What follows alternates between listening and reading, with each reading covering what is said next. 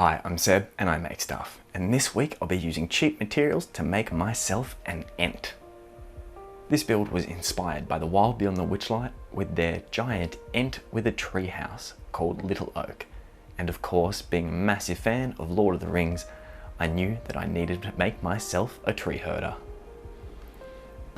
What's making that noise? It's the trees. So to start, I would need a base for the tree. I decided to go with the encounter terrain method of twisting up some pipe cleaners, as this will give me a completely unique end result, and it's something cheap and easy for you guys to repeat at home. So to start this build, we're going to pull out a fresh packet of pipe cleaners. This cost about $2 from the local cheap shop. We're going to divide these up a little bit just to help keep a bit more differentiation in the levels of all of the sticks and roots, and then start twisting them together, making sure to separate out a couple of lower branches that will act as the arms later on. Continuing to twist the pipe cleaners together, making up some arms, and then coming further down the miniature and adding in some separate tree trunk legs. And with that, our Ent is starting to take its humanoid figure. We've just got to add some little feet roots and twist these all together before chopping off any excess to help keep it all in line with the size of the base. At this point, I made a few modifications to the head area before coming in with a lighter to start the next part of the process of turning this fuzzy model into a barky tree. As you can see, by running the flame of the lighter over the model, it pulls all of the fuzz from the pipe cleaners in nice and tight, forming an interesting twisted pattern which works beautifully for an intriguing different kind of bark. So we go around twisting up these last few branches on top and then hitting them with the flame to get that nice sharp edge. After this, I tried an experiment with some of this resin from my 3D printer. Using an old brush, I soaked it into the body area and then cured it with a UV torch. This made for a nice solid body, but I opted to keep this away from the arms and legs so I could move these around later on. This is definitely not a necessary step in the build. Once I was finished playing around with my resin, I decided to add the face. So I grabbed my clippers and cut out a couple of holes for the eyes and a slit for the mouth. And now, as to not be wasteful, I grabbed these bits and pieces from an old build that fell apart and cut them down to size to serve as a little platform in the tree.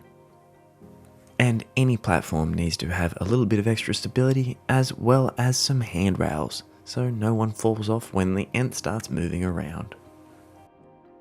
And now back to the Ent, who I gave a quick prime to. I'm now gluing a couple of tiny beads into the eye holes that I cut earlier. These will work perfectly as the eyeballs to give me something nice and smooth to paint later on, and something to build the face around. Right now, they just look creepy. This alone could serve as something horrifying for your game, but I'm gonna bust out the Milliput and build up a bark face. So I start by adding a pile of Milliput to the eyebrow ridge and slowly carving in the patterns and shapes that I want. Then I bring in the lower eyelids to help shape the rest of the face and eyes, doing my best to blend these beads in to look like nice natural eyes, before giving him a nice little nose job, bringing some extra bits and pieces in to build up the lips with a nice barky texture. I spent a fair bit of time on the face, as it's going to be the central area that we'll be looking at on this miniature. But I also decided to use the Milliput to fill in a whole heap of the other areas and to add a couple of little misgrown notches onto our Ent's back. I decided to spread out some chunks of the thicker bark over the entire model, as I like the pattern that the original texture has once painted, as well as wanting to give the idea that this is an older Ent with a lot of the bark worn away from his old tree body.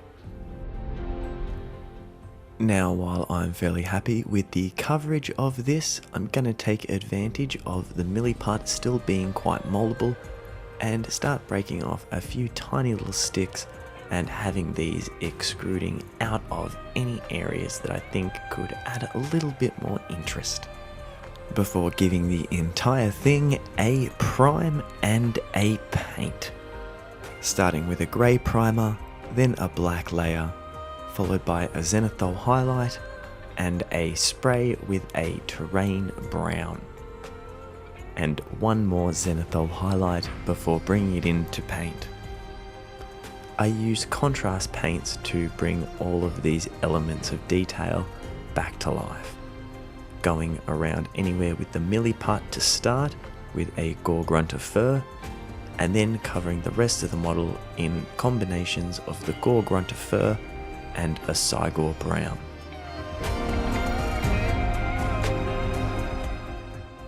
Once these paints had dried, I grabbed the Tau Light Ochre and started to dry brush it over the entire model. I absolutely love this stuff for bringing out highlights on wooden effects. And honestly, at that stage you could probably call him done, but I like to add a lot of tiny details. So let's start by building him a base. I'm going to mix up some homemade sculptor mold and spread this around on a 3D printed base, making sure to get it right to the very edges, before adding in some plaster rocks, 3D printed plants, and a few roots to help tie it all together. Links to all of the models that I used for this will be in the description, but can be also found at my mini factory. Once this is dried, I'm going to give the whole thing a coat in a highly watered down, cheap brown acrylic paint. This will soak into the sculptor mold and soaks across the plaster rocks quite nicely for a good natural base. Also taking advantage of the leftovers to stain the platform that will be balancing in the Ent's branches. Next up, I'm going to use some contrast paints to add some nice green highlights onto all of these 3D printed parts, and then add some grey highlights dry brushed onto the stone, helping to separate it from the muddy earth around it. Then coming in with Tamiya soil effects for a nice highlight layer on all of the soil. And now we start adding on the details. Small plants and some seasoning herbs for some bits of fallen leaves. Some 3D printed flowers and vines can get glued in place to help tell the story of this overgrown jungle. And then more plants, and why not add some more plants. Now, to make this look like an actual forest floor, we're going to start adding on some different detailings. Starting with parsley, we're then going to spray the whole thing with isopropyl alcohol and give it a nice soak in watered down PVA glue, before pouring a whole heap of different coloured green flocks over the base. And now for a quick test fit before I add anything else onto the base, and he fits perfectly. Next up, I'm going to add some more different varying basing materials for some more natural variation, and then come in with a couple of tufts and flowers. And finally, to spread out this colourful sand to look like tiny little flowers growing all over the base. And screw it, I'm going to throw in a few more tufts because I am addicted to these things. And finally, I add a little snail and a frog hidden away under these leaves from the giant tree treading overhead. And since we're adding in tiny details, it was time to add a little snail onto the tree and a whole heap of mushrooms. He's starting to look pretty good, but he needs a face. So we're going to paint his eyes yellow, out of focus of course, because why not? And then we're going to add in a beard. Using these modular flower and garden beds that I've made in a previous video, I'm going to tear some of this away and glue it onto his face to make for a perfect little Entish beard. Making sure to stick all of the edges down and then adding in a nice green mustache. I also bushed up the beard by adding another layer underneath. At this point he's looking pretty cool, but I wanted to add a little bit more life to the branches around the top. So I grabbed these fake plants from my Halloween decoration supply and got to making them look a bit more like proper miniature branches. First off, I gave them all a grey primer before coming in with a satin brown coat over the entire lot. Before coming in with a quick grip glue and then dunking them in a couple of different types of foliage, and finally in a big pile of flock. They're looking pretty good, but I'm going to hit them all again with some more quick grip and then spread a lighter coloured flock over the whole thing to help add some more highlights and natural variation. And we give them a little bit of time to dry before pulling them out and having some perfect branches to attach to our Ent. Now this was a total experiment, but the branches turned out great. So I start going to town with the super glue and getting it all over my fingers in the process. This fiddly section was a little bit difficult, trying to get everything to sit and look natural while also getting enough super glue to hold everything in place. And with that final bit of scrub, he is done.